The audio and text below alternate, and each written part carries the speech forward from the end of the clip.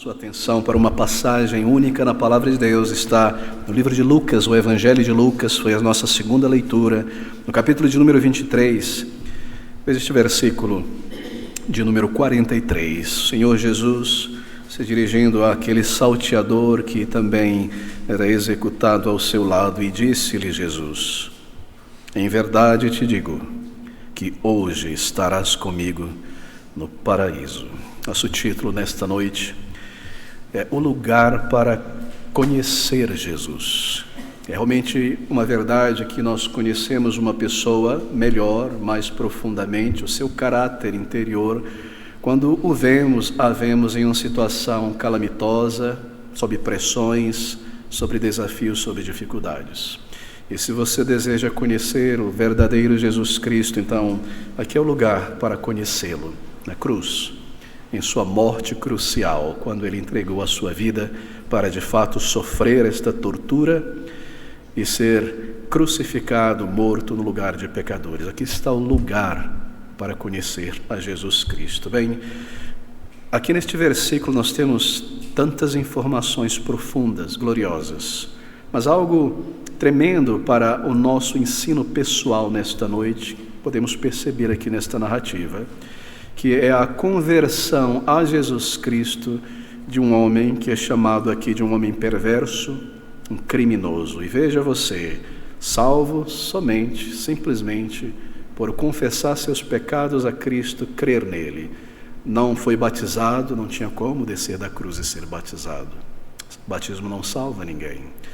E o Senhor deu a ele a promessa que naquele dia ele estaria, naquele mesmo dia, porque eles morreriam ali, ele estaria juntamente com o Senhor no céu, no paraíso. Ele conheceu a Jesus Cristo, e conhecer de fato Jesus Cristo é o céu, é a vida eterna.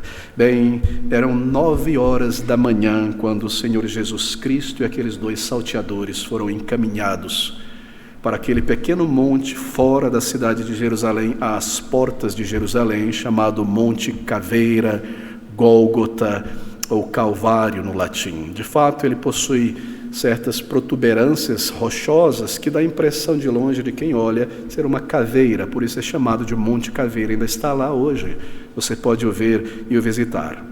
Eram 9h. A zombaria, o escárnio dos líderes religiosos dos judeus contra o Senhor Jesus Cristo era muito grande.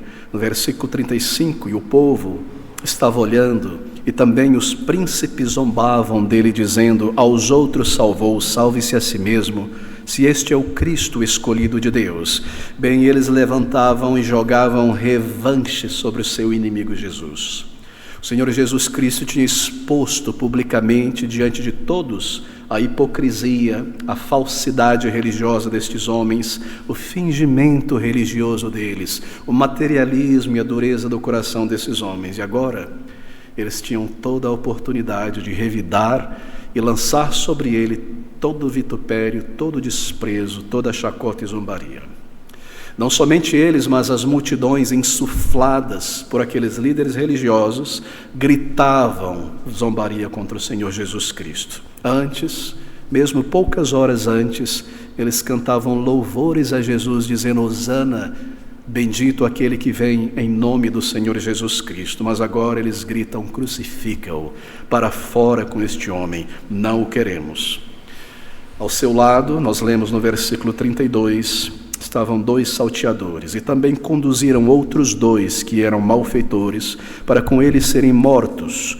E ali foi esticado em uma cruz, juntamente com Cristo, um à sua direita e um à sua esquerda, nos diz os evangelhos. Salteadores, bem, o termo original grego para salteador traz a ideia de pessoas malignas, pessoas vis, pessoas sem afeição natural pelo próximo, pelo ser humano. Não se tratava de pequenos ladrões ou coisas desta natureza.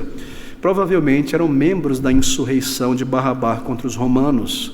Barrabás tinha sido preso, estes 2 estavam sendo crucificados, o próximo talvez seria Barrabás em poucos dias. Eles não eram salteadores ordinários, porque salteadores, ladrões ordinários não eram crucificados, não eram executados, desta maneira.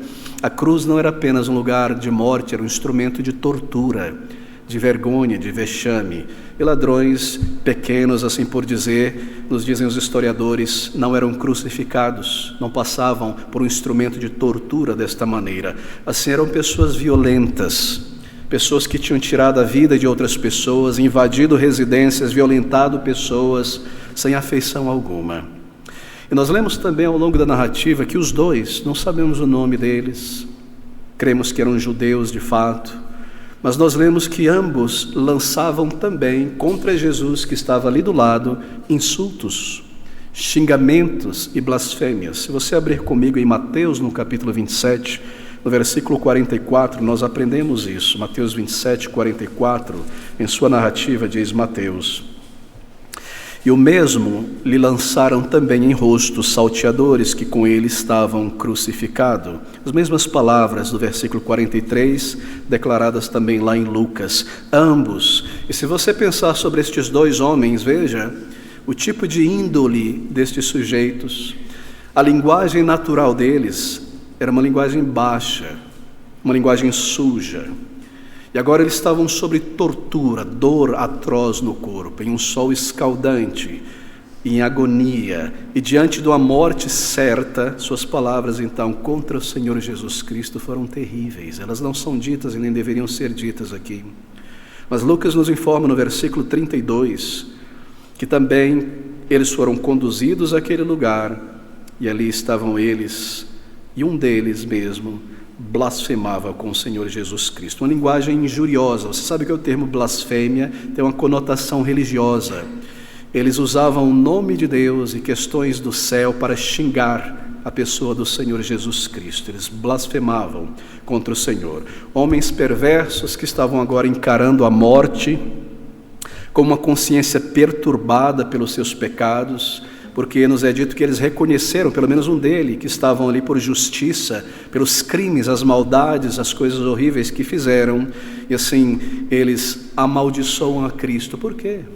Porque Jesus Cristo ali representa retidão de caráter, e era difícil para eles, com a consciência culpada daquela maneira, contemplar o Senhor Jesus Cristo. Mas é possível também que eles odiaram o Senhor Jesus Cristo, porque o Senhor Jesus Cristo atraiu para aquele lugar multidões de pessoas, pessoas que conheciam eles dois, e eles estavam humilhados, em uma situação vexatória, e a multidão assistia aqueles homens sendo humilhados, e eles odiavam o Senhor Jesus por ter atraído aquelas multidões para aquele lugar. Mas no meio deste cenário tão horrível, de repente, quase como que para a nossa visão do nada, nós lemos que no caráter de um destes homens, tão sujo, tão violento, que em um momento blasfemava de Cristo ao seu lado, algo tremendo aconteceu. E nisto nós vemos, mais uma vez, o poder do próprio Senhor Jesus Cristo, porque um destes malfeitores, ele muda de repente, completamente, a sua atitude para com o Senhor Jesus Cristo, como que dá água para o vinho, as suas palavras mudam. Desprezava, xingava e blasfemava, e de repente, num curto espaço de tempo, um dos dois deixou de blasfemar e passou a orar ao Senhor Jesus. Não de olhos fechados, mas falando com o Senhor e pedindo a Ele algo. Isso é orar também. Não é impressionante que isso tenha acontecido? Ele deixa de insultar o Senhor Jesus Cristo e agora ele passa a defender a honra do Senhor Jesus diante do outro salteador. Veja o versículo 40. Respondendo, porém, o outro repreendia-o, dizendo: tu nem ainda temes a Deus, estando na mesma condenação. Antes ele próprio blasfemava, nos disse Mateus. Mas agora ele defende o Senhor Jesus Cristo diante daquele salteador. O que aconteceu aqui? Bom, houve uma mudança, uma conversão, uma mudança de posição, de mente, de sentimento aqui daquele homem, em sua opinião, em seu sentimento para com a pessoa do Senhor Jesus. É claro, houve uma transformação aqui, houve uma mudança em seu caráter. Isso não era apenas estratégia para ganhar alguma coisa, ele estava diante da morte, não havia nada para frente para ele, nem nada para trás a ser ganho. Foi uma mudança interna, uma mudança real no caráter, na mente desta pessoa. Mas o que mudou ali? Bem, foi nesta mudança, e como ela é registrada aqui, nesta maravilhosa conversão deste homem, que nós aprendemos sobre essa mudança dramática que é a conversão de um pecador a Jesus Cristo. É maravilhoso observar esses detalhes aqui. E aqui nós aprendemos, querido amigo, querida amiga, quais são os passos necessários de um pecador convicto para ir a Cristo e encontrar perdão e salvação. Assim, deixe-me rogar que você preste muita atenção neste registro de Lucas sobre a crucificação do Senhor Jesus Cristo. Bem, como foi esta mudança? Bem, aquele criminoso, ele ouviu um sermão. E a primeira parte deste sermão não foi falada, foi vista. Vista no comportamento do Senhor Jesus Cristo. E isto foi um sermão para ele. Aquele homem nunca tinha visto uma pessoa como o Senhor Jesus Cristo em toda a sua vida. Ele estava acostumado ao mundo do crime, à linguagem do crime, à falta de piedade, de compaixão de criminosos, à amargura, à linguagem baixa de criminosos. Ele nunca tinha visto alguém como o Senhor Jesus Cristo, o Salvador. E acima da cabeça do Senhor Jesus Cristo, os romanos colocaram uma placa escrita em 3 idiomas: Jesus, o Nazareno de Nazaré, o Rei dos Judeus. E ainda assim, apesar daquela circunstância toda em que Jesus se encontrava, havia nele, em Jesus, uma dignidade, uma realeza tão grande, algo de majestoso estava ali na pessoa de Cristo, que chamou a atenção daquele homem. E assim, ao invés de revidar, veja, este é Jesus Cristo, este é o sermão visual, estando pendurado ali, ao invés de revidar contra os líderes judeus, ao invés de pedir ao seu pai que enviasse anjos e os matasse e praguejasse, ele estava com dor, queridos amigos. Ele sentia profundas dores, ele estava esticado. Nos dizem os historiadores que ele fora colocado em uma posição de lado, com um calcanhar sobre o outro, onde um cravo de ferro perfurou. Ele não tinha onde se apoiar, o apoio era todo no osso do cravo. Ele sustentava o seu corpo para poder respirar. Era um sol escaldante, as suas costas tinham sido cortadas e flageladas pouco tempo antes. Ali pendurado, colocaram sobre ele um ramo de espinhos na forma de coroa para zombá-lo como rei dos judeus, e aqueles espinhos perfuraram a sua face e o seu rosto, sangrando em dor, sendo humilhado, consciente do que ele estava fazendo e passando ali, levando o pecado de milhões de pessoas. Ele poderia ter revidado, não é? Mas mesmo em sua grande dor, ele demonstrou preocupação para com sua mãe. Ele disse ao discípulo João: eis aí a tua mãe, eis aí o teu filho. Ele ora ao Pai pedindo que perdoe aqueles homens pela ignorância deles. E então, queridos amigos, ele entende, aquele homem entende de repente que Jesus Cristo não era um homem comum dos quais ele tinha conhecido, um homem totalmente diferente em seu caráter. Ele era único, o Senhor Jesus Cristo.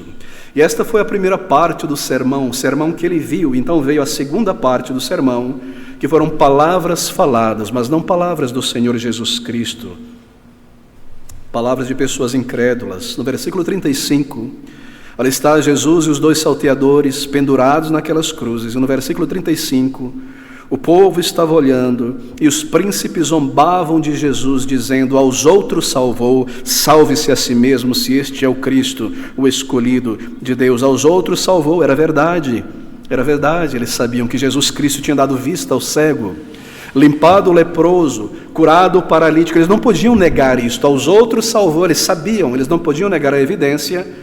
Ele havia transformado muitas vidas de pessoas tão dejetas na sociedade, lavado e transformado o caráter de homens e mulheres.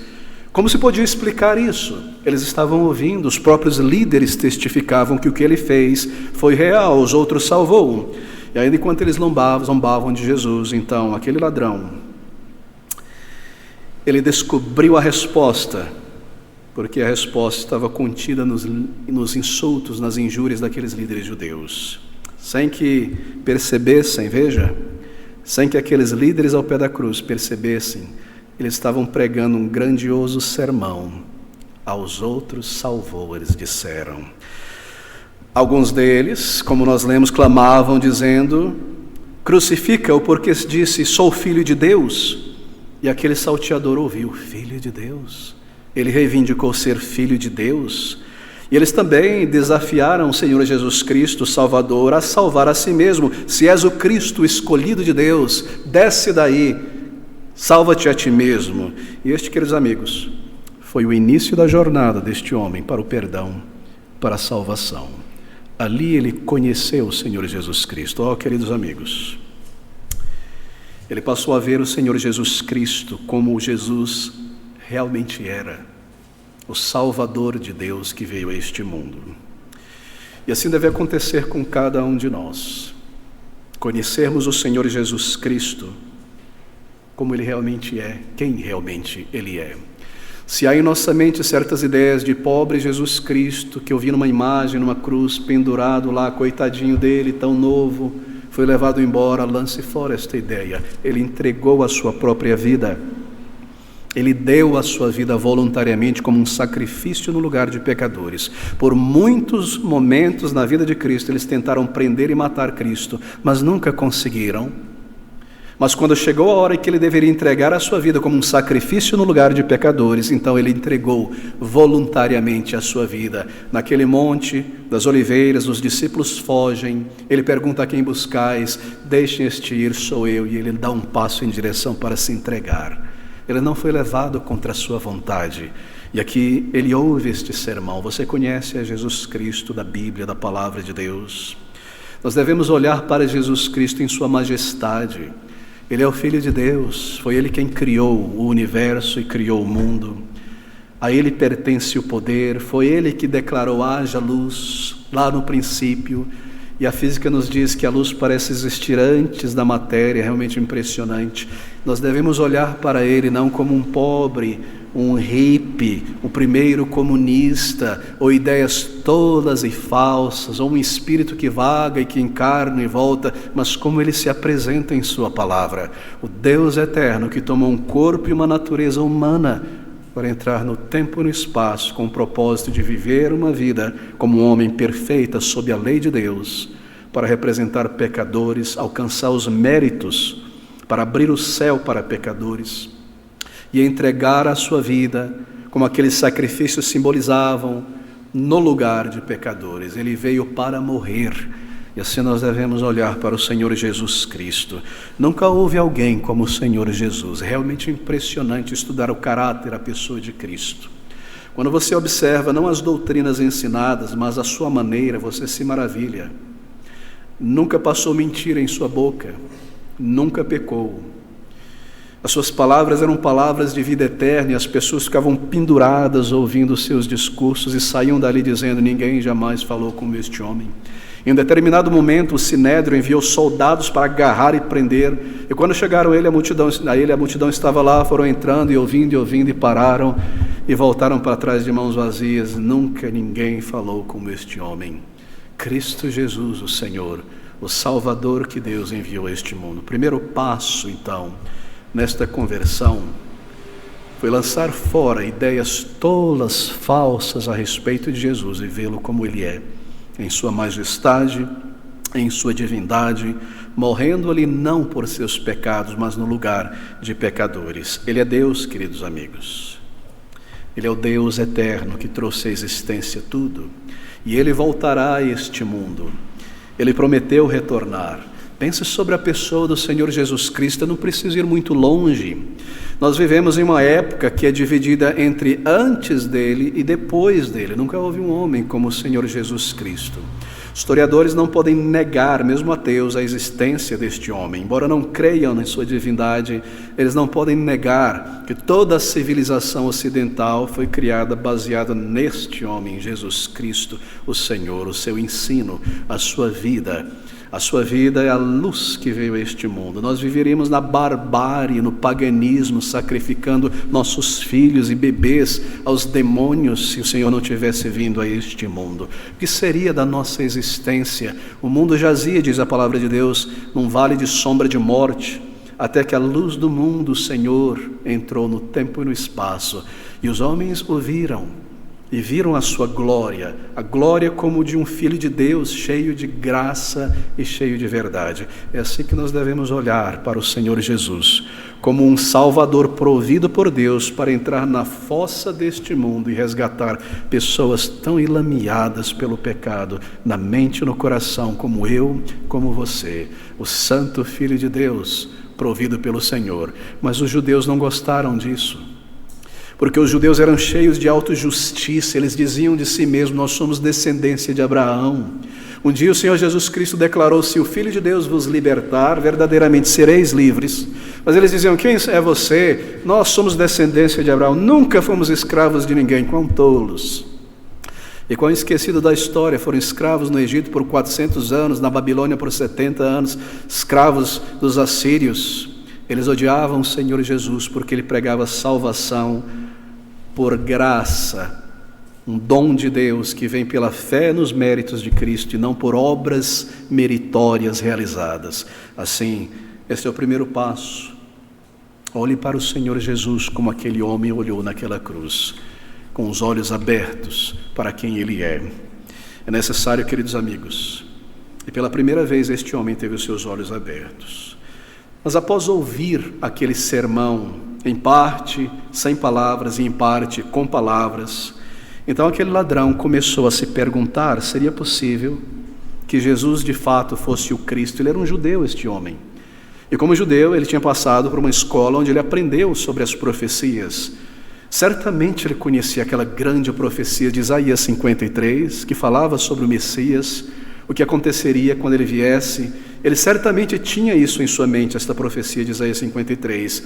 E ali, olhando para o Senhor naquela condição, ele se perguntava, muito provavelmente, será ele aquele a respeito de quem o profeta falou em Isaías 53? Abra comigo em Isaías 53, por um instante. Está no Antigo Testamento, pouco depois do livro de Salmos, no capítulo 53 de Isaías. Aí em sua cópia você encontrará na página 801. Ouça essas palavras, uma profecia de Isaías sobre o Messias que viria, a sua morte sacrificial, quem deu crédito à nossa pregação e a quem se manifestou o braço do Senhor. E aqui ele começa a descrever o Messias, lá no futuro. Porque foi subindo como renovo perante ele, e como raiz de uma terra seca, não tinha beleza nem formosura, e olhando nós para ele, não havia boa aparência nele para que o desejássemos. Era desprezado, desejássemos como rei, nosso rei. Ele não tinha realeza humana, era desprezado e o mais rejeitado entre os homens, homem de dores, experimentado nos sofrimentos, e como um de quem os homens escondiam o rosto, era desprezado e não fizemos dele caso algum. Verdadeiramente ele tomou sobre si as nossas enfermidades, e as nossas dores levou sobre si, e nós o reputávamos como aflito, ferido de Deus e oprimido.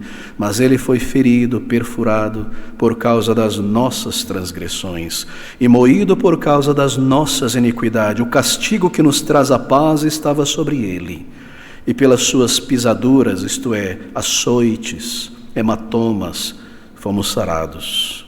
Todos nós andávamos desgarrados de Deus, isto é, como ovelhas, cada um se desviava pelo seu caminho, mas o Senhor fez cair sobre ele a iniquidade de todos nós. Ele foi oprimido e afligido, mas não abriu a sua boca. Como um cordeiro foi levado ao matadouro, e como a ovelha muda perante os seus tosqueadores, assim ele não abriu a sua boca. Seria ele o cumprimento de Isaías 53, aquele salteador se perguntava.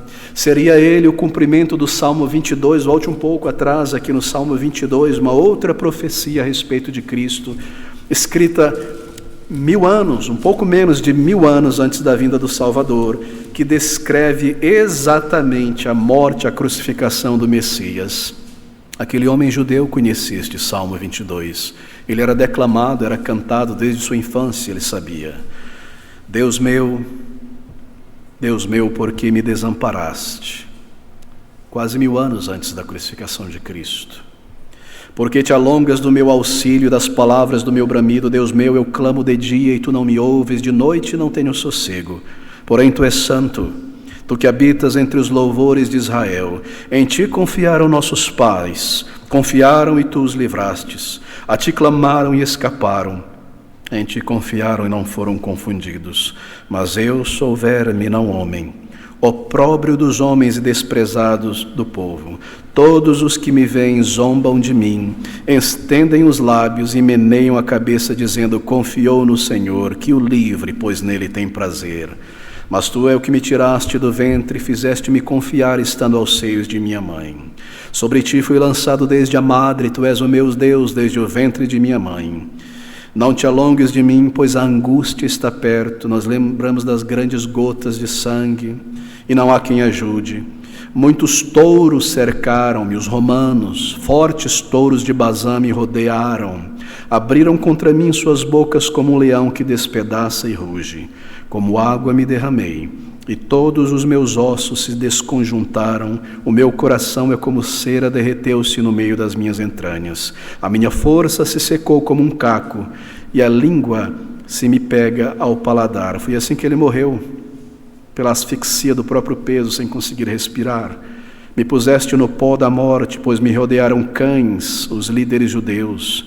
Cães na Bíblia significam isso, falsos líderes religiosos. O ajuntamento de malfeitores me cercou, traspassaram minhas mãos e os pés. Poderia contar os meus ossos, eles me veem e me contemplam. Repartem entre si as minhas vestes e lançam sorte sobre a minha roupa. Oh, queridos amigos, aquele homem conhecia muito bem esta profecia, que diz como seria a morte sacrificial do Senhor Jesus Cristo. E ele começa a perguntar-se, tendo lido aquele título, tendo visto o Salvador, tendo recordado desta profecia tão gráfica, tão descritiva da morte do Senhor Jesus: será ele o Salvador? Embora ele fosse um fora da lei, ele era um judeu que conhecia parte da palavra de Deus. Seria aquele homem o Messias? Isso poderia explicar o maravilhoso caráter dele aqui. Isso poderia explicar a sua compostura, a sua bondade diante de uma situação como esta. Queridos amigos, é necessário crer o que a Bíblia diz a respeito do Senhor Jesus. Que ele veio a este mundo para sofrer, mas ele não estava sofrendo por seus pecados, porque nunca cometeu pecado. É necessário crer no Jesus bíblico, crer que ele não só morreu, mas ele ressuscitou, como as profecias disseram, foi testificado, vencendo o poder da morte. E Deus aceitou o seu sacrifício e méritos, e por meio dele, ele pode agora salvar pecadores como eu e como você. O Filho de Deus, o Salvador, morrendo intencionalmente, voluntariamente, consciente. A sua morte não foi por acidente, foi voluntária, não foi por si, foi substitutiva no lugar de pecadores, proposital. Deus o entregou para morrer no lugar de pecadores, porque Deus amou o mundo de tal maneira que enviou seu Filho exatamente para isso. Será que nesta noite tudo que você sabe, entende sobre Jesus Cristo é de um homem de 2000 anos atrás que foi preso, coitado, jovem, contra a sua vontade? Ele entregou a sua vida para tomá-la de volta na ressurreição. Foi necessário que ele morresse. Se ele não morresse, nós teríamos que pagar, nós teríamos que levar o inferno por toda a eternidade. E a morte dele foi a única maneira pela qual pecados e pecadores podem ser perdoados. Deus proveu uma base santa de justiça sobre a qual ele pode perdoar pecados. A sua santidade demanda a punição eterna do pecador. A sua misericórdia, junto com a sua santidade, provém uma base santa, Jesus Cristo, sobre a qual ele pode perdoar pecadores. Assim o ladrão, tendo pensado e contemplado isso, vira o rosto e olha novamente para o Senhor Jesus Cristo. Ele olhou de novo e viu a santidade, a majestade do Senhor Jesus. De repente, ele entendeu tudo. Ele e o cúmplice dele estavam ali por merecimento, mas ele entendeu, Jesus Cristo não fez nada que merecesse estar ali. Ele realmente tinha poder para salvar pessoas. Ele ouviu aquele sermão. Ele estava morrendo voluntariamente no lugar de pecadores, sendo ferido, sendo maltratado por escolha voluntária para ser um sacrifício no lugar de pecadores. E assim, Aquele ladrão queria agora, à beira da morte, crendo no Senhor como Messias, queria muito, desejava muito ser também salvo e perdoado pelo próprio Salvador. E nós precisamos entender esta verdade do Evangelho, que ele veio não por seus pecados, porque nunca cometeu, mas por pecadores como nós. E assim, arrependido no coração, ele ora ao Senhor Jesus, que estava ao seu lado. Como eu disse, ele fala, pede a Cristo como Deus, como Salvador, não mais como um mero homem, por perdão. Enquanto a sua vida se esvaía ali naquele momento, a sua primeira oração, a primeira oração que sai dos seus lábios foi essa, por perdão. Pensa sobre isso por um instante. Ele se volta ao Senhor Jesus Cristo naquela condição. Ele não sabia como orar. O que ele fez? Ele só disse ao Senhor Jesus o que estava em seu coração: eu sou um pecador, salva-me, lembra-te de mim. Uma oração muito clara, não é? Um clamor da alma: lembra-te de mim. Foi uma oração de arrependimento, foi uma oração de súplica por auxílio, por salvação, e foi uma oração de entrega ao cuidado, ao socorro do Senhor Jesus Cristo. Bem, como este homem, esta é a lição, nós devemos estar prontos para clamar ao Senhor por salvação. Você vai a Ele em sua condição de pecador diante de Deus, não o mais terrível dos pecadores, talvez, porque quando a Bíblia diz que todos somos pecadores, inteiramente pecadores, não quer dizer que nós saímos por aí nos mordendo e matando uns aos outros, mas quer dizer que cada parte do nosso ser, a mente, a memória, a vontade, a imaginação, cada departamento de nossa alma foi contaminado pelo pecado. Não há nada de nós justo e reto, moralmente falando, diante de Deus. Nós necessitamos do Salvador, do Santo e Eterno Senhor, que entregou a sua vida desta maneira. E assim nós devemos clamar ao Senhor por esta salvação, crendo nestes méritos no que Ele alcançou, suplicando então por perdão. Assim ele ora, uma fé completa e simples, uma oração de verdade, de coração, desejo profundo da alma. E é assim que nós vamos a Deus. O que é o arrependimento? É o soluço da alma, é o clamor do coração, crendo e confessando. Você saberá disso um dia, quando você sentir o peso da condenação e a proximidade talvez do dia de juízo. Então entender pela primeira vez, eu espero que não tarde tanto, que Jesus Cristo é quem remove o terror da morte, a culpa do pecado, a condenação eterna. Como nós podemos ser transformados então? Bem, eles procuravam insultar o Senhor Jesus Cristo, mas isso era para cumprir a profecia que nós lemos. Meneariam as suas cabeças, dizendo, e blasfemariam dele. Queria ser Cristo, olha aí onde você vai parar. Que atitude, não é? Que atitude. Mas somente o Senhor Jesus Cristo era quem poderia reconciliar aqueles homens e mulheres com Deus. E ali estava ele naquela cruz. Ponha-se no lugar deste homem por um instante. Observe. A turba gritou e clamou pela soltura de um assassino chamado Barrabás.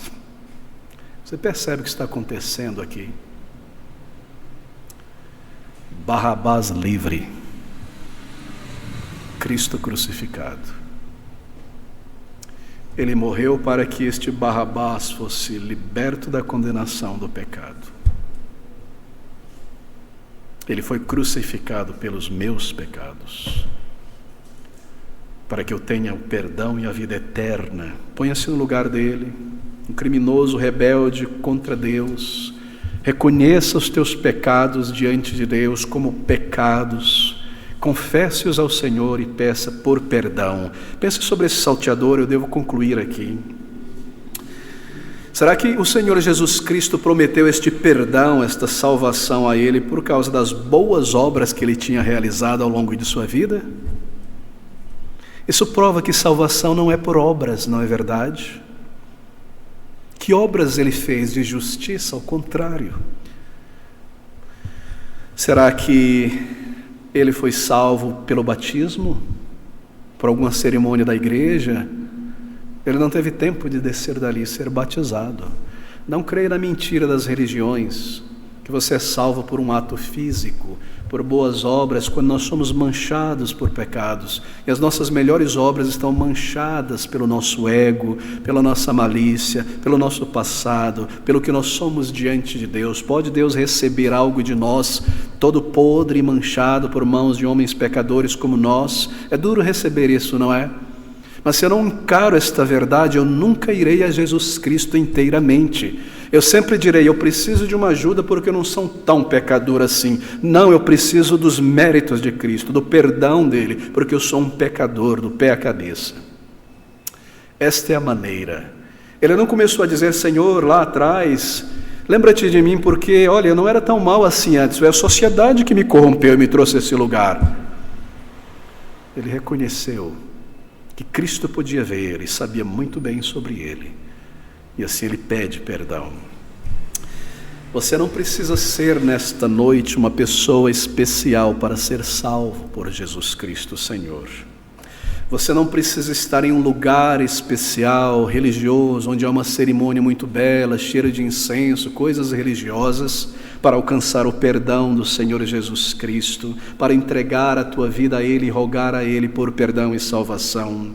Você não precisa dizer palavras especiais, decoradas ou repetidas, apenas uma oração sincera, o clamor da alma, a confissão real ao Senhor, por perdão e salvação. E você diz a Ele como aquele ladrão, Senhor, eu sou este homem, eu sou esta mulher, que me apropriei do que não me pertencia, que pisei na tua lei, pisando sobre a consciência quando ela me alertou que eu estava pecando com o Senhor, contra o Senhor, e que fiz tantas coisas, e que roubei muitas vezes o nome e a reputação de alguém, mentindo a respeito de alguém. Eu sou, Senhor, este ladrão, este criminoso. Você compreende a gravidade destas coisas? É difícil às vezes para nós vermos a magnitude do nosso pecado diante de Deus, não é? Deixa-me lhe fazer a seguinte pergunta simples. Não precisa responder nem levantar a mão, responda a si mesmo. Mas atente para isso. Você alguma vez já roubou algo? Não precisa responder. Mesmo que seja um lápis de alguém que você sabia. Como nós chamamos alguém que se apropria de algo que não lhe pertence? Ladrão, não é?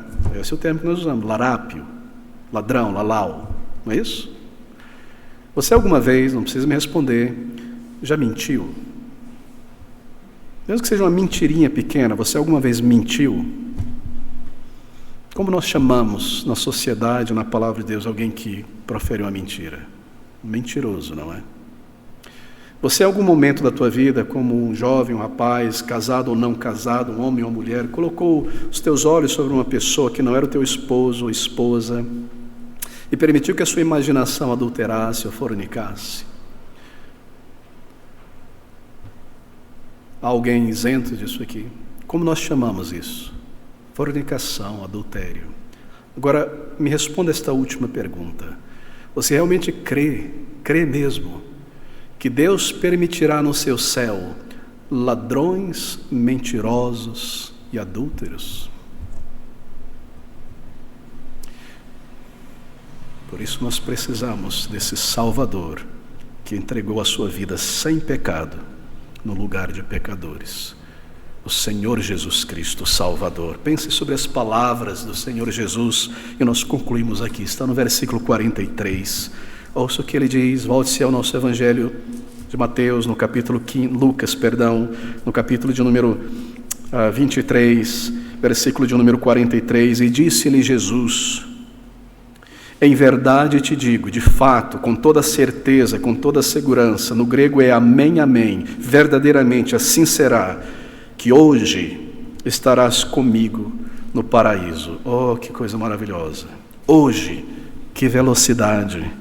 Comigo, que companhia na morte, no paraíso, que alegria, que certeza. nenhuma boa obra, nem batismo, nem cerimônia, ao contrário, um pecador, integramente pecador, salvo pela graça de Deus. E que certeza, esta é a certeza que o Senhor Jesus Cristo dá a todo aquele que vai a Ele como um pecador arrependido. Hoje estará comigo no paraíso. Quem entrará no céu, neste novo céu, nesta nova terra? Para entrar ali é necessário méritos, não é? Jesus Cristo estará ali pelos seus próprios méritos. E todo aquele que tem os méritos de Cristo, indo a Ele para o perdão, para a salvação, recebendo dele esta graça, tendo como seu Salvador que o pagou pelos teus pecados. Será que você pode ter certeza absoluta disso? Você deve se perguntar nesta noite. É claro que sim. O próprio Salvador declara: em verdade te digo. Aqui está a fonte, a base da tua certeza. Jesus, sua vida perfeita no lugar de pecadores, sua morte voluntária substitutiva no lugar de pecadores. Você deve ir a Ele. E você vai a Ele, você confessa e se entrega, clamando de coração como este homem, se arrependendo e confessando. Então você é salvo e você tem a vida eterna. E ao partir desta vida, você estará imediatamente com o Senhor, hoje mesmo. Alguns tentam introduzir uma vírgula aqui neste versículo 43 e dizem assim, são os adventistas, são outros grupos, não quero ofender a ninguém, mas eles fazem isso na Bíblia. Eles adicionam uma vírgula aqui. E disse-lhe Jesus: em verdade te digo hoje, vírgula, estarás comigo no paraíso um dia. Em verdade, hoje aqui eu estou te dizendo, um dia você estará comigo. Não tem vírgula aqui. Em verdade te digo, nós partiremos hoje mesmo estarás comigo no paraíso. Não há sono da alma, a morte não extingue a consciência, ela sela o destino, e a alma parte para a presença de Deus, para prestar contas, para a condenação ou para a vida eterna, hoje mesmo. Que merecimento este homem tem? O pior crápula de Israel. Que merecimento, que boa obra, que mérito, que bondade ele fez para alguém. Ele matou pessoas, ele tirou a vida de pessoas, e ainda assim Cristo perdoou. Você já ouviu falar sobre Manassés, o rei bruxo de Israel, que sacrificou seus bebês, filhos, a uma estátua de Moloque, de metal oco, onde se colocava carvão e fogo, e os braços vermelho e incandescente, os bebezinhos eram colocados em oferenda a um demônio? Na prisão, na Babilônia, como este homem, sentiu o seu pecado, clamou ao Senhor, e o Senhor o perdoou. É difícil para nós que somos cheios de justiça engolir uma dessa, não é? Eu me lembro conversando com um judeu um dia, explicando estas coisas para ele, e fazia assim, não. Ele fez tudo isso, esse salteador, e Jesus o salvou. Ele pintou e bordou, e ele não teve que fazer por onde nada. Eu disse: nada, Cristo fez tudo. Eu não posso aceitar isso. Esse é o problema da nossa autojustiça lá no coração. Ela está dentro da gente. É como uma tigela, um recipiente que tinha um líquido ali muito forte, depois foi tirado, lavado, e muitos líquidos passaram por ali, mas o cheiro original daquele líquido permanece lá. O ser humano tinha uma justiça própria no céu, antes de cair. Mas nós caímos, mas parece que essa justiça própria permanece em nós. Eu não aceito, ele tem que fazer por onde, ele tem que sofrer. Não, Cristo sofreu, Cristo se entregou, Cristo pagou.